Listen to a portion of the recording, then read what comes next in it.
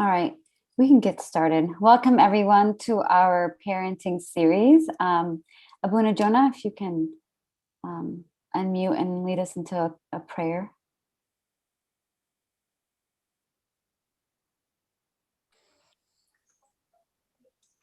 Just a second, I'm just setting up my...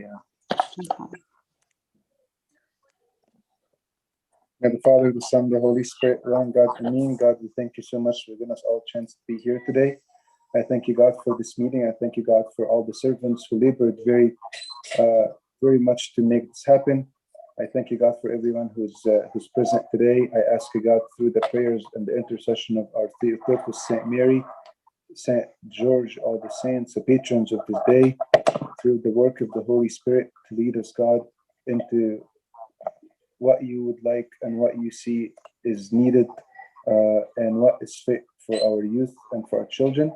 And hear us, Lord, when we say with all thanksgiving, our Father who art in heaven, hallowed be thy name, thy kingdom come, thy will be done on earth as it is in heaven. Give us this day our daily bread, and forgive us our trespasses, as we forgive those who trespass against us, and lead us not into temptation, but deliver us from the evil one, through Christ Jesus our Lord, and the kingdom, the power, the glory forever. Amen. Welcome everyone.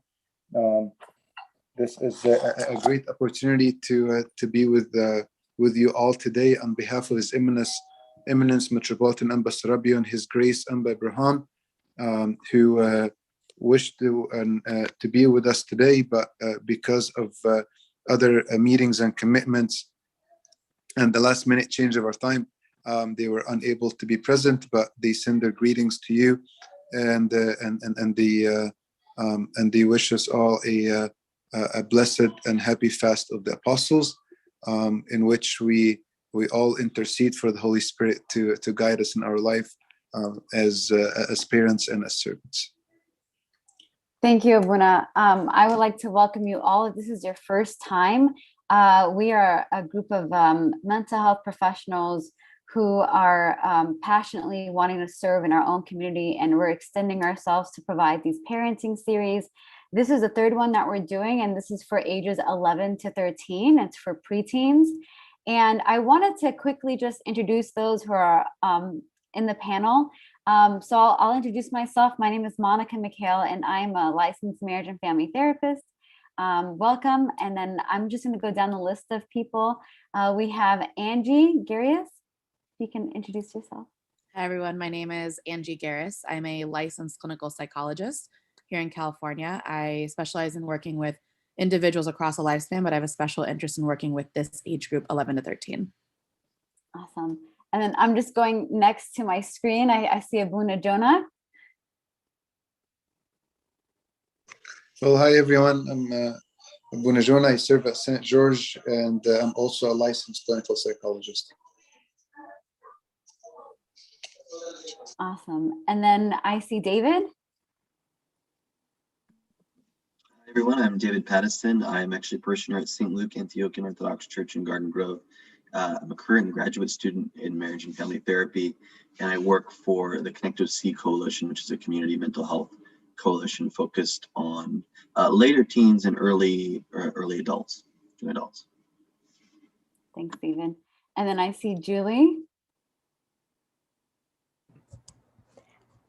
Hi, it's me. Sorry, you said Julie, right? Yes. Hi, everyone. I'm Julie. I am a licensed clinical psychologist. I'm loving doing these series, and I'm happy to be of any service to anyone who has any questions or anything like that. Thanks, Julie. And then to the right of Julie is Caroline.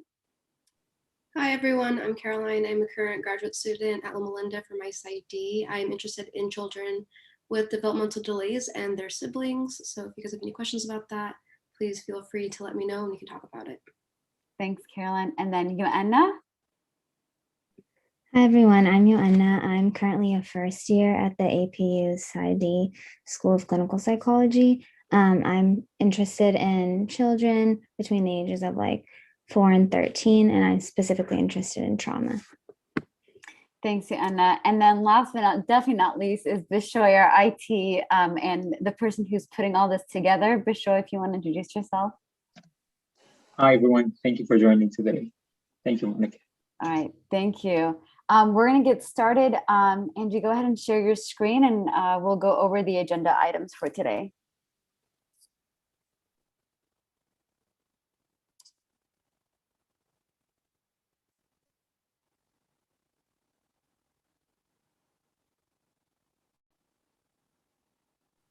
Okay, so we're going to be talking a lot about ages 11 to 13 today, and a few important parts we want to really cover is child development. So we want to make it clear about what we can expect from children in this age group.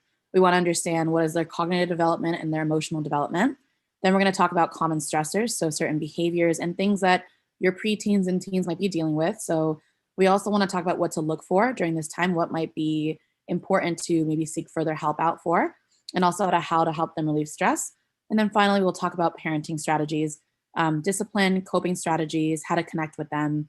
And then we'll break out into a discussion group, I believe, Monica. Yes. Well, like- before that, we'll have it. So once we're done with the presentation, we'll have a 10-minute break, and then we'll ask you guys to come back, and then we'll split you up into discussion groups. Okay, so let's get started. Awesome. Okay, so child development during, oh, did we skip one? No, Monica, that's you. Oh, okay. Awesome. All right. So yes, child development.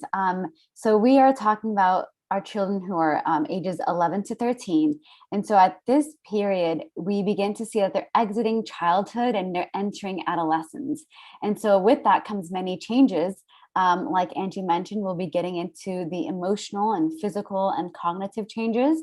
At this stage, you know, they are creating healthy relationships. Is super important because it's very critical in them in terms of shaping their cognitive, their thoughts about the world, how they see the world. And so it's really important to touch upon healthy relationships with their children, especially because it'll set for a strong foundation in helping them become healthy adults. And in this stage of life, for children, it's about learning how to fit in, mastering academic changes and challenges, and respecting authority figures and rules. And they might be, you know, pushing our buttons, and that's typical and normal and expected. And they're trying to not only develop a sense of their personality, but they're also trying to fit in the world, and they're having a sense of autonomy. And so a lot of that you will be seeing in this stage. In many studies, children will report clinically significant symptoms of anxiety and depression, and it usually comes up around this age, amongst other things, but these are the more prominent ones that we see.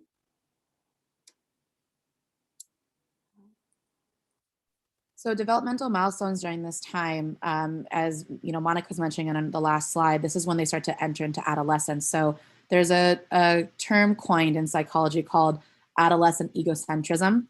Egocentrism, yes, I said that right. And what that is essentially is that everything becomes about them. They start to think the world revolves around them. They think everyone is looking at them. They think everything they do is unique. They have the most original thoughts. They think that everything they do and say is supremely incredible. So we want you guys to be aware of that, because this is an important facet of what happens around the age of 11 to 13. So when you hear your children talk more about themselves, that's normal. We want you guys to understand that's a normal part of it. They're developing their identity a little bit in this way. Other things that they start to do is they're able to project into the future. So they can think a little bit more about things that will happen in a couple weeks from now and a month from now. And they can create hypotheses and test them out. So they might think, if I do this, then I think this might be the outcome, but I'm gonna find out. This is important, especially academically, as you know, your kids transition from elementary school to middle school. They start to enter into a completely unique academic program. They might have more classes. So they might go from just one teacher to having 5 teachers. So this is important for them to be able to plan into the future, plan their homework assignments, understand their how to strategize and plan their academic career. They also start to understand metaphors and not take everything literally. So we as adults use metaphors a lot in our lives to try to make examples of, like, you know, we, especially in the church, if we think about the Bible, has many metaphors. So, you know, in elementary school, it would be hard for sometimes kids to understand some parables and biblically, but in middle school, they can start to understand some of those things better. And they start to really show conformity in what they're thinking to what other people are thinking. So though everything is about them, they're still looking to other people, and especially authority figures, to think about how they think. So this is when they also start to look to their peers a lot. And this is an important part about what we will talk about in terms of emotional development as well. So probably arguably the biggest development milestone that occurs in this age is puberty. And puberty is a very important part about what they're experiencing emotionally, cognitively, and hormonally during this time. We do know that girls develop a little bit faster than boys during puberty. So physically, the changes that occur is that girls will develop breasts, they'll start to develop pubic hair, they'll start to have a change in distribution of fat. So, women will start to have more of a shape and they might get more fat in their hip area. This is all normal development. They also will experience a growth spurt with women and girls typically reaching their height a little bit closer to 15 than boys will. Boys also going through puberty will experience deeper voices, facial and pubic hair, and testicular development. You'll notice the changes in their voice. Sometimes boys will exhibit cracking in their voice, and they're starting to go through this phase. So this is a particularly, just going to put it out there, awkward time for the kids and for the parents and for the peers, right? Because there's just a lot of changes, and it's very, again, unique to them if we're thinking about them thinking about themselves. So we want to be aware of that, and we want to have some gentleness when we talk about puberty with them, because we know it's an awkward topic for them to might be going through. And so in accordance to that, they're much more aware of their physicality and their sexuality. And they're very focused on comparing themselves to other people. And they're trying to figure out, am I the same like my friend? Am I developing too quickly, too slowly? They're trying to make all these assumptions. So it is a scary time, and it's a confusing time for them, but they're also hyper aware of what's happening around them. On that note, I think one of the most important things we want to emphasize is good hygiene. This is a time where, historically, maybe in elementary school, we know you guys probably are helping them take baths every day and things like that. But as they start to also develop some independence, as we will talk about, this is a time where we want to make sure that they are learning better hygiene habits as their bodies are going through physical changes too. So things like using deodorant are really important during this age group. Showering every day, making sure there's paying special attention to some of their private parts. These are particular important things that they're going through during this time that will help them continue with personal hygiene for the rest of their life.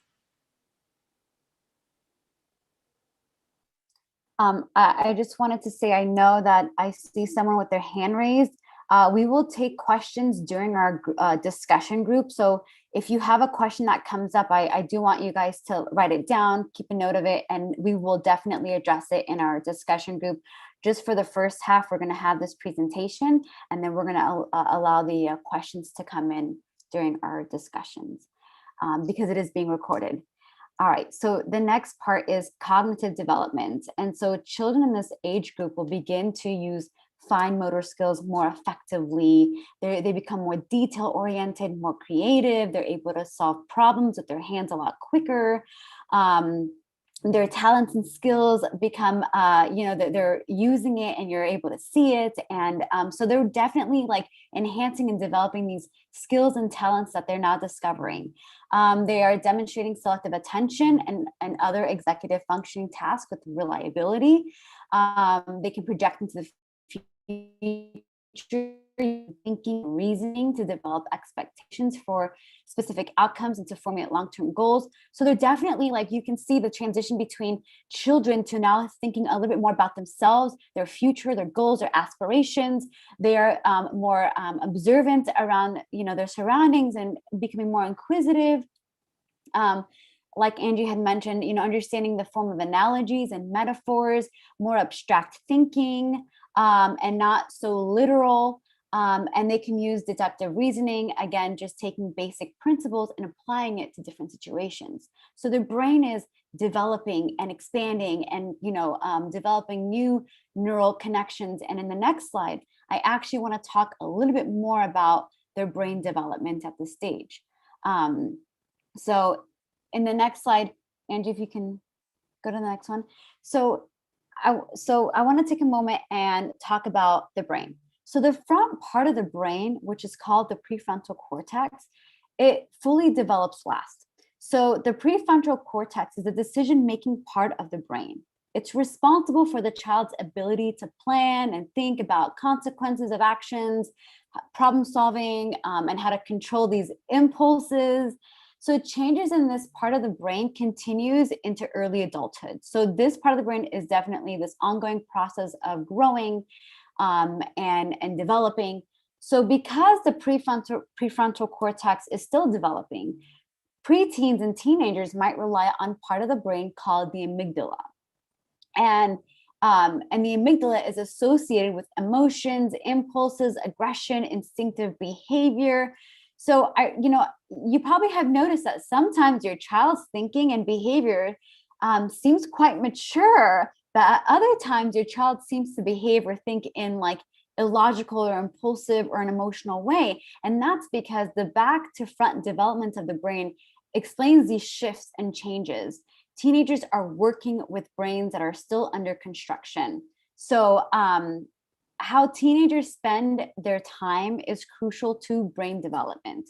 So it's worth thinking about the range of activities and experiences your child is into, music, sports, studying, languages, even video games. All these things are shaping our children's thoughts and experiences. And of course, you parents are an important part of your child's environment. And so how you guide and influence your child will be important in helping your child build a healthy brain. And so you can do lots of different things, encouraging positive behavior, helping your child get plenty of sleep. And so common things while your child's brain is developing, your child, this is common, and it's, your child might engage in like high risk or risky behavior. They might be expressing really strong emotions, and they might make impulsive decisions. So they might act without thinking, right? And that might get them into some trouble. So just wanted to kind of talk about maybe some tips for encouraging good behavior. And we're going to talk more about this in the, parenting strategies.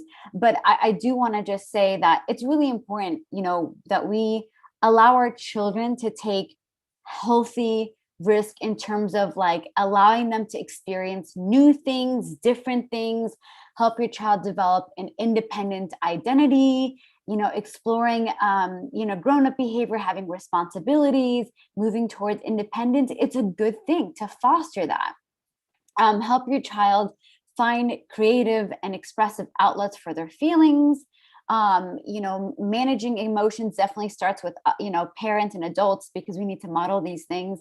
Talking through decision-making is really important, and using family routine, giving your child, some structure based around their school schedule, family time, also is super important. So all these elements that we're going to be further talking about really helps shape our children's brain, their experiences, and their thought process.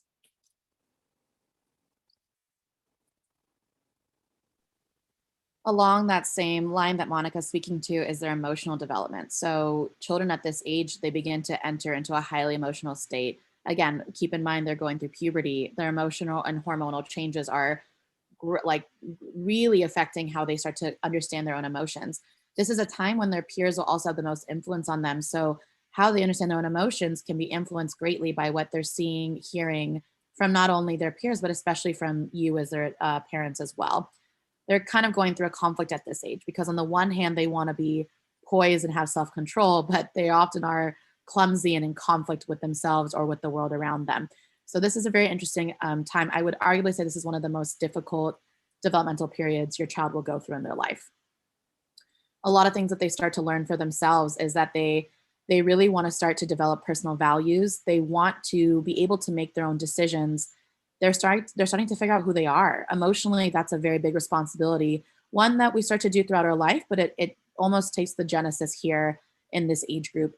They are starting to understand the consequences of their actions. So they are starting to figure out risk factors. Like if I try to go to bed later, that this will be the consequence from mom and dad, for example.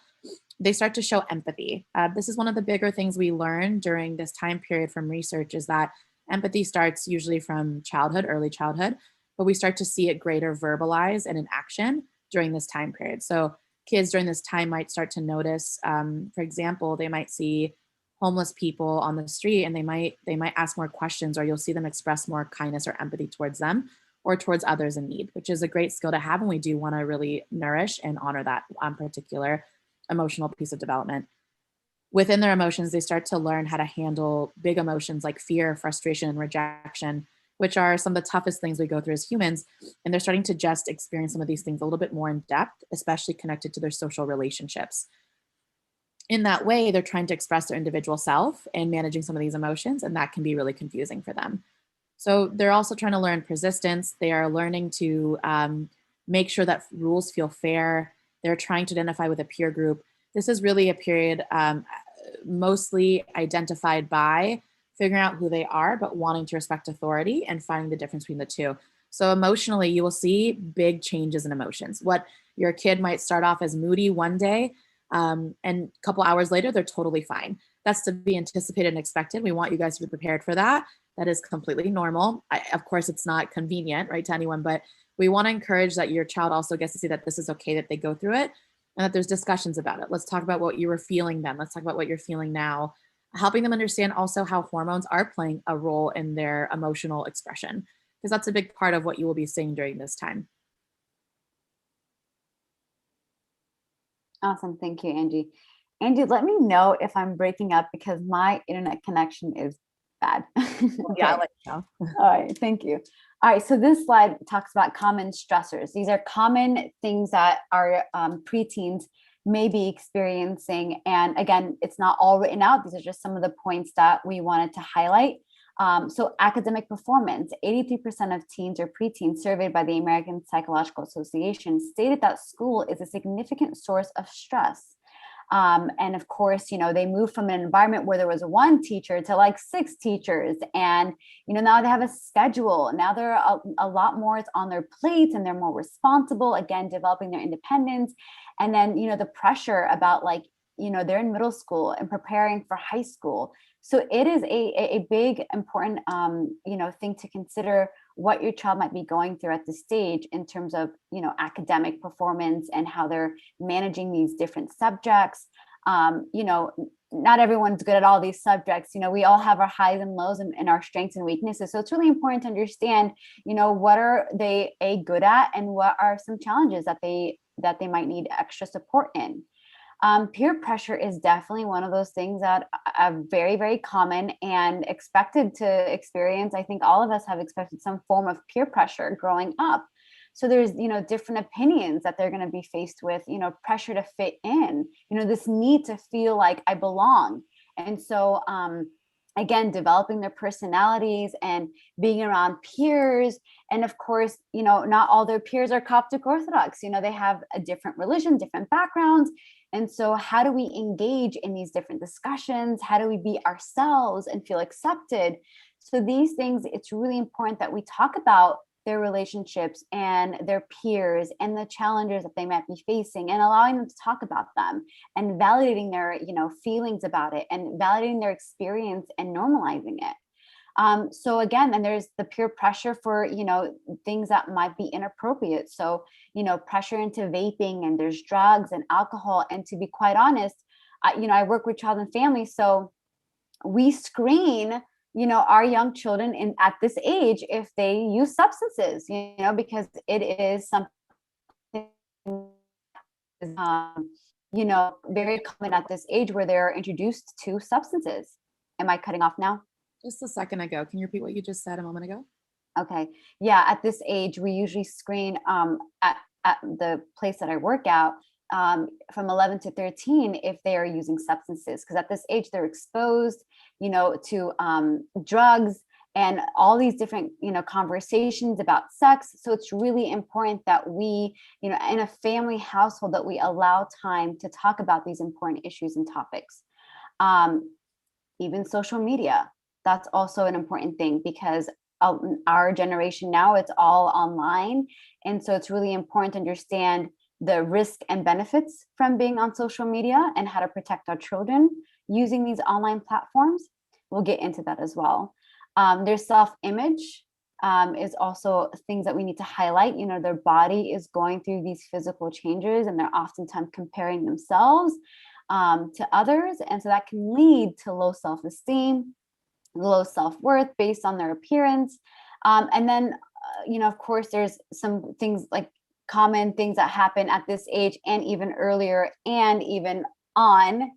Bullying is something that happens constantly. And so it's really important to understand, what do we do when a situation arises where someone is saying something mean to me? How do I manage that? How do I become assertive and not aggressive? What do I do with these comments? So it's really important to give your child the space to talk about these really important and uncomfortable things that might come up. Awareness of social issues and social media. Kids are more aware, more that they know a lot of things because things are being depicted in social media about politics and social issues. So what you think your kid might not know, they probably know. So don't be afraid of talking about these issues. Have an open conversation. Listen to what they know, because that is your opportunity to give them your feedback, your opinion, the truth. You want them to hear what the parents have to say, rather than having them hear it from some other source that might not be reliable. So it gives you an opportunity, parents, to really understand what they know and how you can kind of fix their thinking around that specific topic.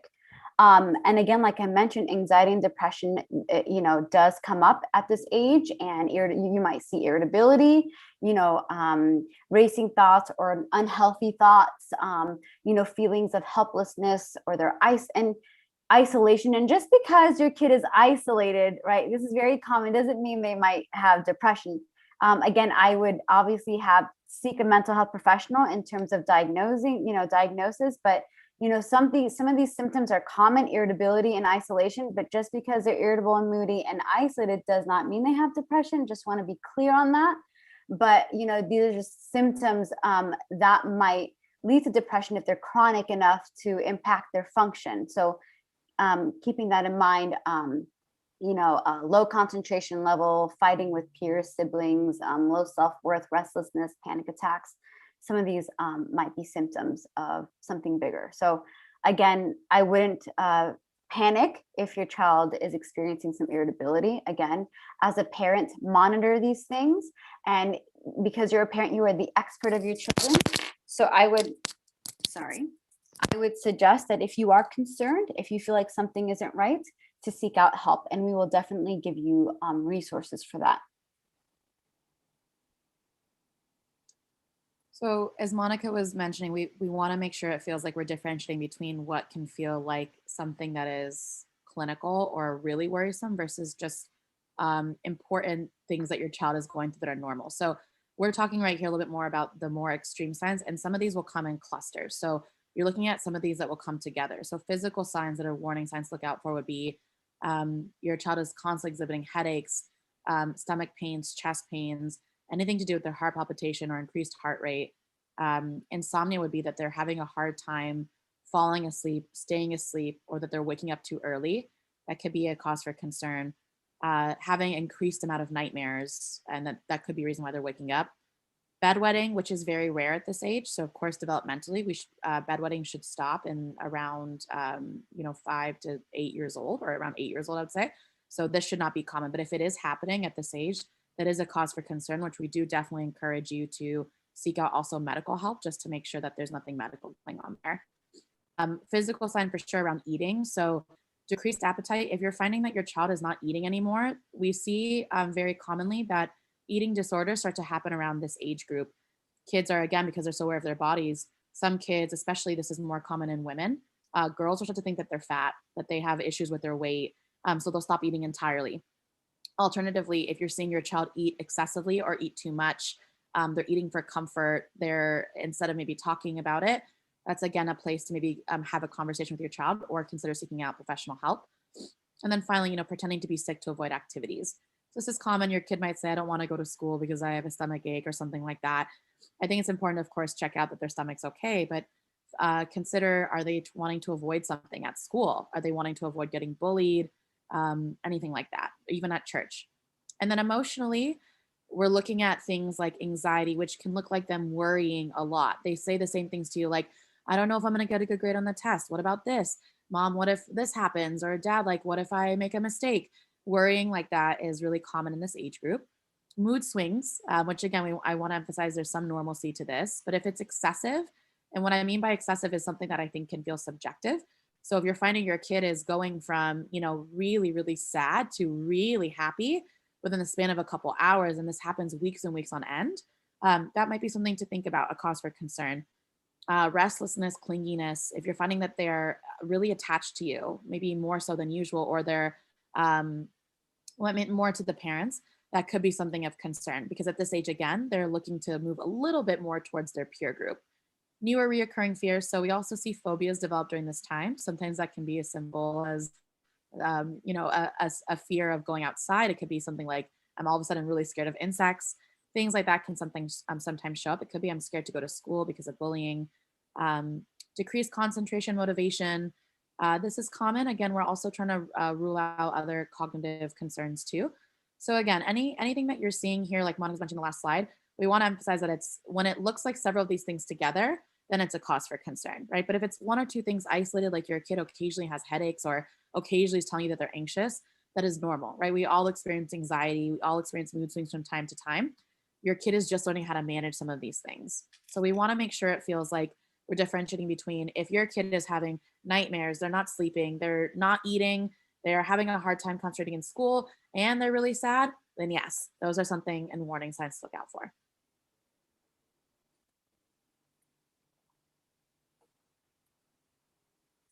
All right.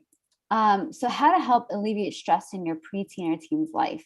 So these are just things that we wanted to put together to help parents out in terms of grounding your children and helping alleviate a lot of that stress. Is really good sleep. And as we know that if we have a good night's sleep, a good night's rest, it will definitely lead us into better functioning. We'll be able to concentrate, we'll be in a better mood.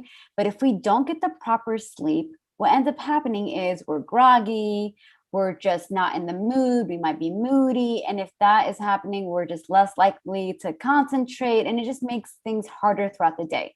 So it's really important to have a good amount of sleep.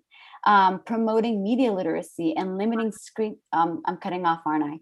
No, no, you're okay. Okay. Can I just add something to sleep if it's okay Sure. with you? Yeah. I want to emphasize that this is actually the most crucial time your child needs about 9 to 10 hours of sleep. So we know from years and years of research that around 11 to 13 years old, as their brain, Monica mentioned earlier, their brain is developing the prefrontal cortex. Sleep is crucial to helping that part of their brain develop. So we want to really enforce that as you guys are helping your child figure out, because they'll push boundaries on this, right? They might want to stay up later, or you might see that they're waking up more. This is a one part of, we can recommend anything to you guys, is to really make sure that they're having a good sleep schedule. Absolutely. Thanks, Yeah, Monica. because that development does take place when they're sleeping. That's crucial. So yeah, getting a good night's sleep is really, really important. And you'll be surprised how much it'll alleviate a lot of these symptoms that we're talking about. Promoting media literacy and limiting screen time is also important. Again, it's just having them, take some time off the screen, being able to engage in conversation, doing something physical. Staying in one place and just staring on the screen is, and research shows it's straining on the eyes physically, and it's also mentally straining because you're not allowing other stimulation to take place to help your child have a healthier developing brain. So we need more than just screen time. We need people time and conversations and bonding, and maybe going outdoors, get a fresh So as a parents, I know during COVID it was really, really tough because we're all indoors, but now that, we're allowed to go outside and a lot more comfortable being outdoors, it's good to engage them in some outdoor activities. So just making sure your child is constantly moving and being stimulated in different ways, because again, it is straining physically and mentally being on the screen a long period of time. So break it up into, having breaks is also good, and having limited screen time is also good. And as the parent, you are the parent, you get to set these boundaries, and it's a great way to help your child provide that structure in their home. Exercising also physically connects to your mental health. So the more we exercise, the more dopamine we release, and that, helps us feel good about ourselves. And again, it's healthy and it's fun, and making it a part of family routine or family outings. So it's really important. And again, at this age, they're probably, cautious of their bodies. Their hormones are changing and their metabolism is changing. And so it's really important to incorporate healthy eating and exercising, just to promote being healthy in general. And then talking it out and listening to your child. I have a slide for communication that I really would love to talk more about, but just in short, it's really important to talk things out, especially if your kid is experiencing some negative thoughts, or, looking at things maybe in a negative way. And so gaining perspective is important, and gaining perspective happens in communication. So it's really good for you and for your child to set time and really talk about things that are bothering them, things that are challenging for them. And then also assisting them in problem solving. So I know as parents, we like to jump in and to the rescue and tell our kids what to do, but let's also have them talk it out with you so they can build the skills to problem solve on their own. So, and that also comes from modeling. It comes from allowing them to talk things out with you, giving them that space to just listen. Make time for fun and quiet time. I think it's really good to add variety of things in our schedules with our kids. Fun time is a way to bond, and we're going to talk more about that in quality time, but also quiet time.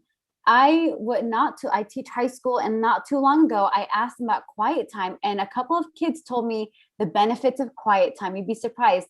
One of them said, it gave me a sense of relief. Like I was able to take a break and it felt good to just lay on my bed. Right. And then another kid said, it really helped them not only relax, but think about things, and not in a way that's productive, like reflecting on their day, reflecting on what might come up, the next day, and really maybe staying organized or just kind of taking a break, because life throws a lot of things at us, and having quiet time can really be grounding and relaxing and a really critical element in our day-to-day. So it's important to incorporate that as well. Going outside as a family, or doing something fun, or again, outdoors. I think outdoors get overlooked a lot of times. Teach them to write out their thoughts and journaling. Some kids like to write things out. Some kids like to draw, and that could be a really healthy outlet to express some of the things that they can't express in words.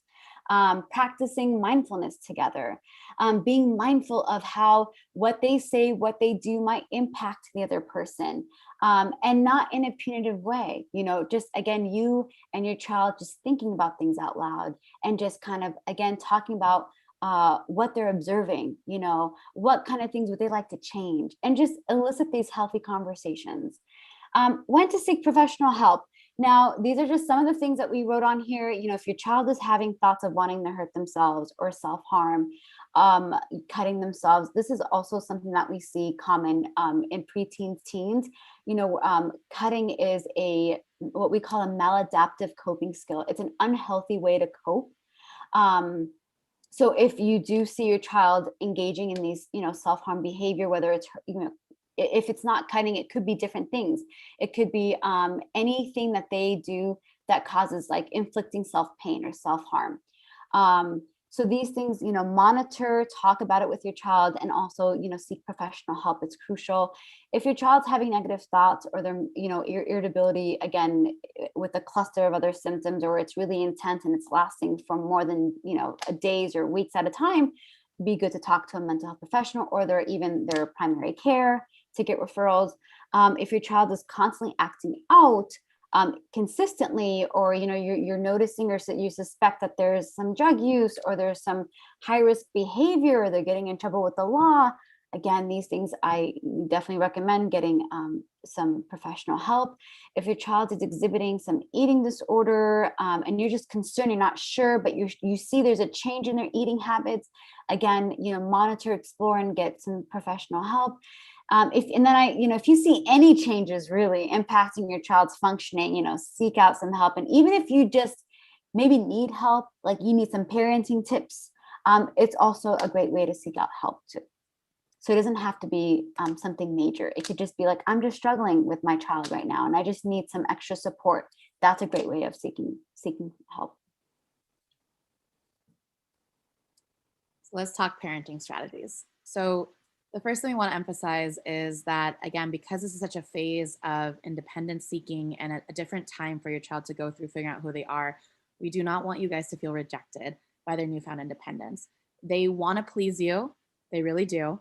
They still want your approval. They want to make sure that you guys are happy and they're proud of them. And we do want to enforce and really recommend that you guys are telling them that we're proud of you. We love you. We're so excited to help you figure this out. but they also want to, explore their independence, and they want to figure those things out for themselves. So we promise you it's not personal, and beware of trying to force information out of them. The biggest moments that we see, I teach Sunday school at this age. I teach 8th grade. And so the biggest thing that I hear from my Sunday school girls about what they feel like becomes a problem with their parents is that they feel like their parents are too involved in their life and trying to hear everything about what they're doing. And they want to know about everything they're thinking. And they're trying to feel like they're trying to be controlled almost. So I want to gently encourage you guys to consider that this time is a period where, as your child is figuring things out, you want to be there as the person they can go to, and you want to check in, right? That is important, but not to helicopter parent and trying to tell me, what are you thinking? Who are you talking to? What are you doing online? That's not the approach we want to recommend. So finding a balance here is crucial. We'll talk more about how to do that. A way you can also, though, definitely do that is to set aside special time for just you and your preteen or teen. So maybe once or twice a week, wherever you are, just check in, talk to them, like using effective communication that Monica will talk about, and quality time. Maybe it's doing something that they want to do. So maybe your child tells you, I don't know, try to avoid too much screen time, but maybe they say like, can we do a TikTok dance together? I know that might feel silly for you to do, but meet them at their level. They might want to do that. Maybe they tell you, Mom, can we go try this new restaurant together? Or Dad, can we go to this park and take a walk? Ask them what they want to do so that you guys can do something together. Avoid being on your phones together. That's not you guys spending time together. It's just sitting together. So try to avoid doing that. Asking open-ended questions. Instead of saying, how was school? You'll hear good or fine, or it was okay, right? Say, tell me what you did in school today. Tell me about what you talked about with your friends. Tell me about what you think about this. Tell me what you think about that. Asking open-ended questions leaves more space for you to get more of a conversation going, as opposed to the definite one-word answers you will get with this age group. So again, we know this is hard, guys. This parenting part of this stage of life is difficult. So we're recommending this to you guys to find the balance between not wanting to be too intrusive and involved in their life, but finding a balance where you get to have a special connection and help foster that healthy relationship that will result in healthy relationships throughout their life. This third point, I want to offer a caveat of keeping in mind a lot of the difficulties of us as humans, but trying not to be judgmental. So this is a really awkward time for this age group, as we mentioned 100 times today. I know we sometimes think because our kids are younger, they sometimes don't catch us saying or talking about adult things, right? I want to emphasize that they are listening and watching everything that you are doing and saying during this time, because again, they're looking to their outside material and outside world to try to figure out how they should be thinking and feeling.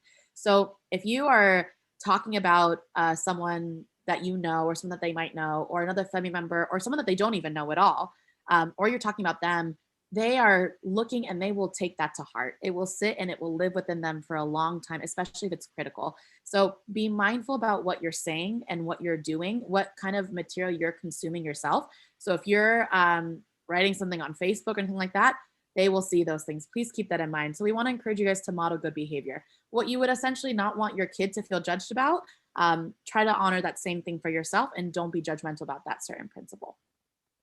And then a final thing, we know this is a difficult topic, but do not be afraid to start conversations about sex and drugs. Again, because as Monica talked about, this is a crucial age where they start to explore some of these things.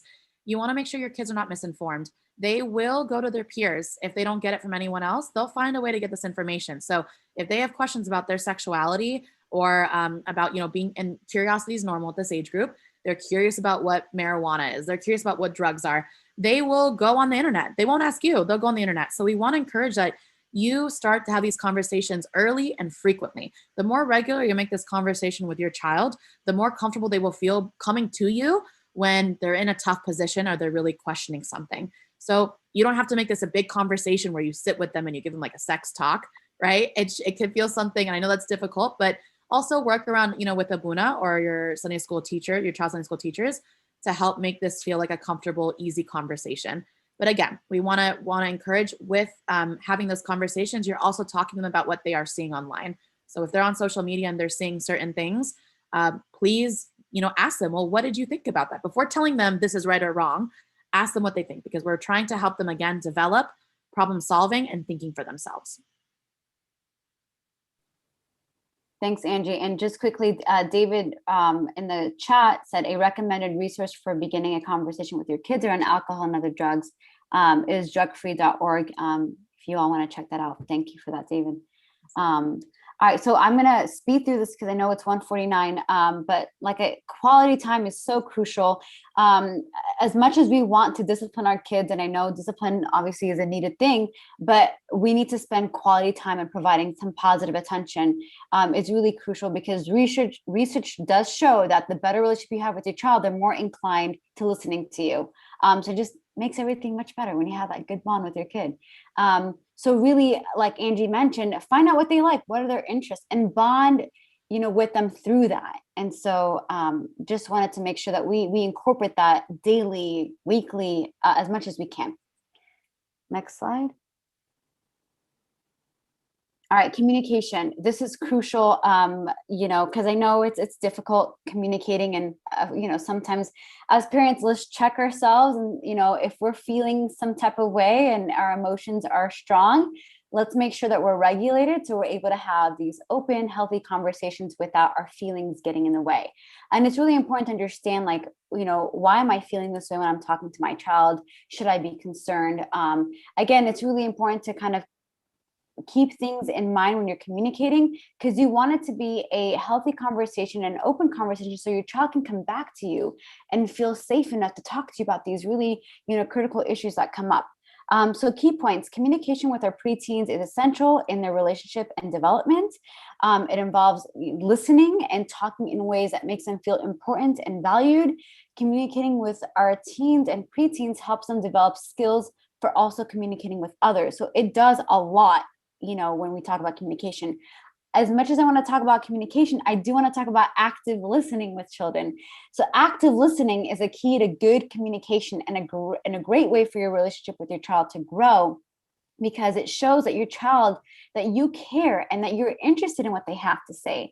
And it can also help you learn and understand more about what's going on in your child's life. So here are some ideas that I have in terms of, setting time to talk with your child and listening. Around meal times, when you guys have dinner together, that'd be a great way. Let's put our phones away. Let's talk about our day, like Angie mentioned, talking about what they went through today. If you and your child are used to communicating a lot, it can make it easier to talk about, when bigger, tricky issues come up. So just having that foundation of open communication will help them open up more and more and more. What happened at school today, or what did you enjoy? What didn't you enjoy? Being able to be open to talk about, all kinds of feelings, and being able to have the vocabulary to express these feelings.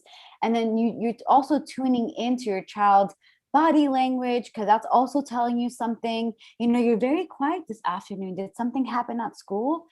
Involve your child in conversation. This could be as simple as, what do you think about this? And again, that just opens up their, way of talking about their opinions and their thoughts. And it's just a great way to just really listen and get more involved and get, it really does ease on the bonding with your child. It really helps. Active listening is just, so pay attention to your body language when you're listening to your child. Are you facing your child? Are you making eye contact with your child?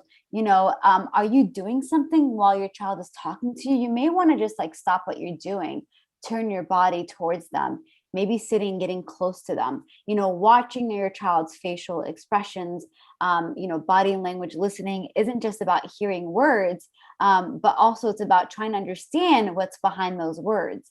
So build on what your child is telling you. Show your interest by saying things like, tell me more, or, oh, really? Go on, and just these kind of things will your kids will be taken back. Wow, they're actually into my conversation. They really, and oh my God, that lifts up their self-esteem. They feel so much connected to you. It really does go a long way. Repeat or paraphrase what your child is saying in your own words, so you can then allow your child to check to see if you are understanding them correctly. Try not to jump in. Try not to cut them off. Let them finish their sentences. Don't rush into problem solving. Your child might just want to listen and feel that their feelings and point of view matter. That could just be the reason why they're talking to you. And prompt your child to tell you how they feel by describing what they're feeling. It sounds like you felt left out when Timmy wanted to play with those kids at lunch. Be prepared for kids to correct you, and again, just to help them understand what's going on and really lending them your ear. It really helps in all these different areas of development, relationships, and really just feeling important. And you'll see, the more you bond, the less likely you'll act out. That's it. Thanks, Lon.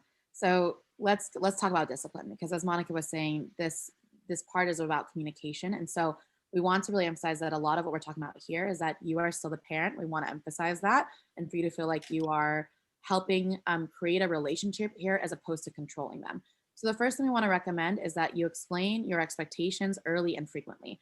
So this is best for kids at this age to be written down. They like to see things. So we're going to talk about what a behavioral contract is. I will show you guys in the next slide what that means.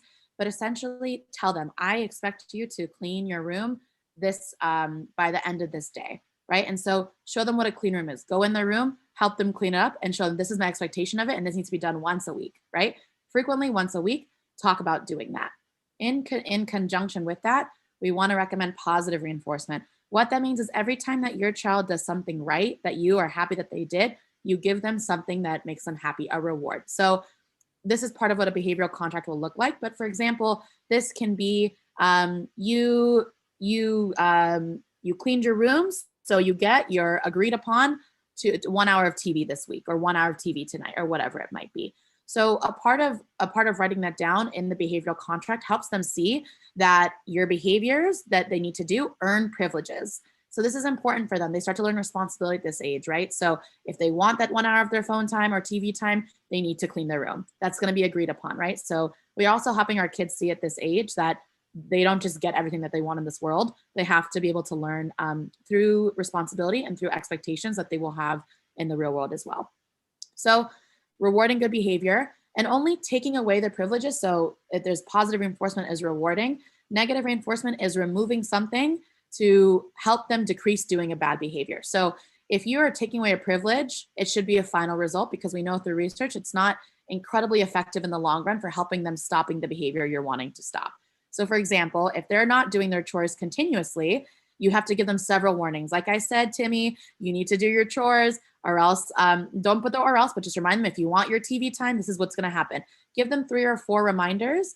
But then by the 5th time, I think it's perfectly okay to say, Timmy, I gave you 4 reminders to do your chores and you didn't. So as a result, the consequence of that action is that you don't get to go to your friend's house, or you lost your TV time, or whatever you decided on is, right? So again, frequent, constant, this is how you discipline them the best. It's mostly through communication at this age, okay?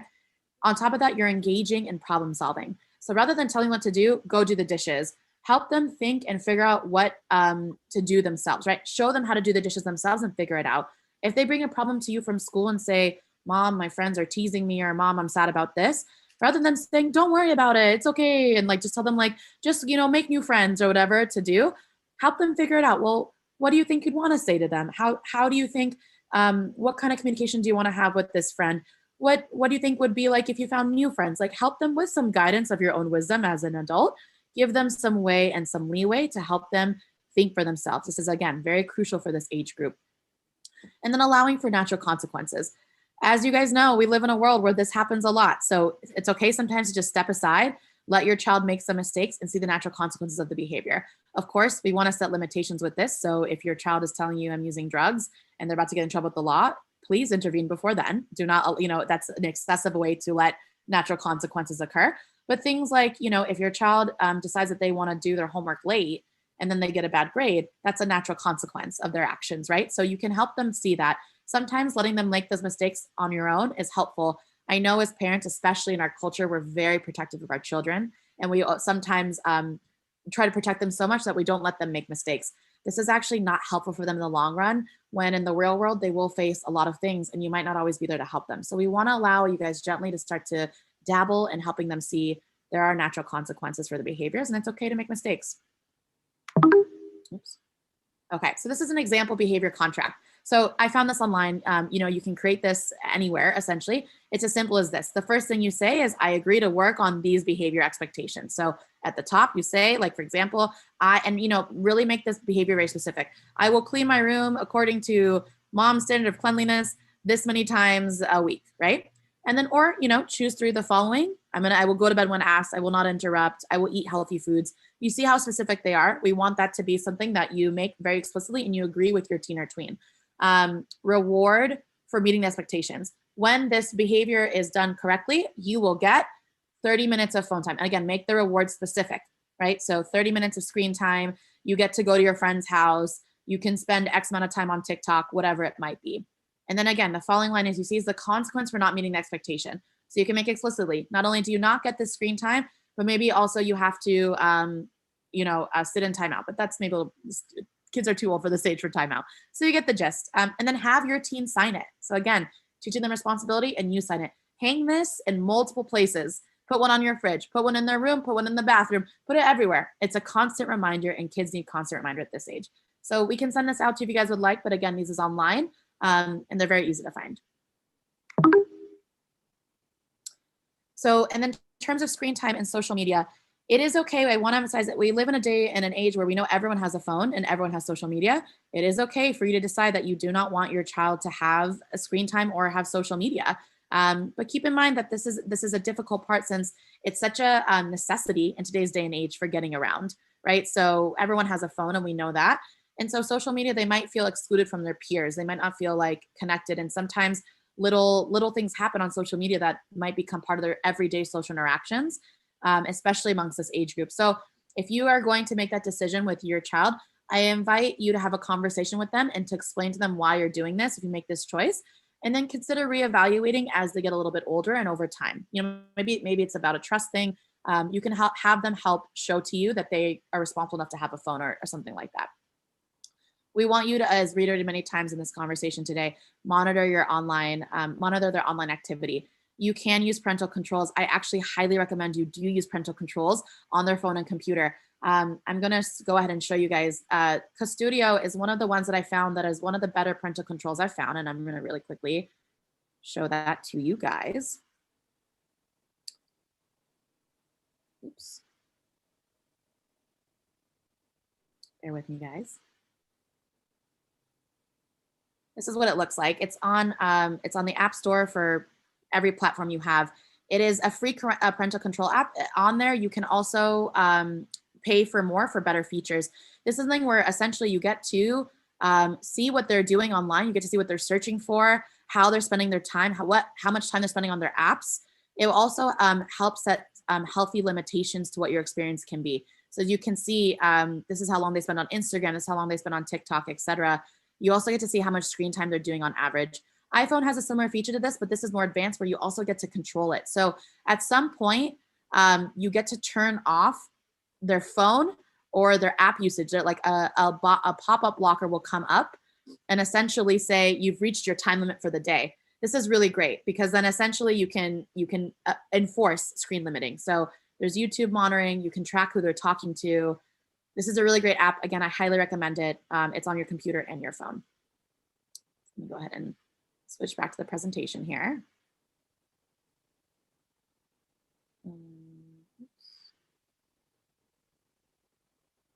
Sorry guys, 1 second, bear with me.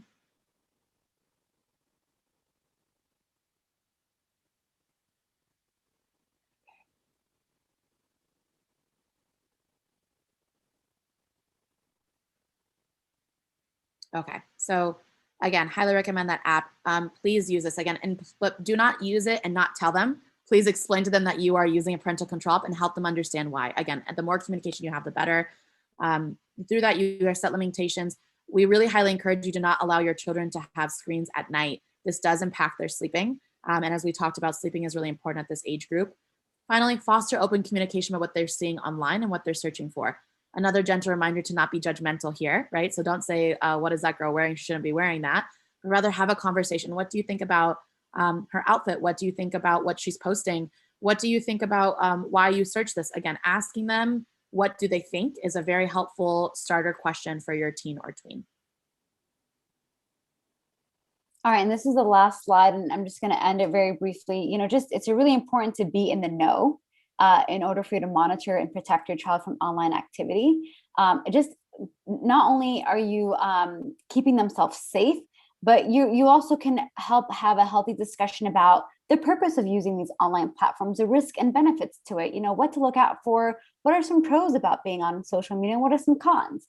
So again, things to think about. I mean, there's a little picture here with Tumblr, Twitter, Snapchat, Instagram, and now they forgot TikTok, which is a huge thing now in our children's era. But anyways, so what we're gonna do right now, it's 2:04. We're gonna take let's say, I don't know how many, I don't want to take too long of a break, 5-minute break, and then we'll come back to 10. All right, and then we will break up into discussion groups.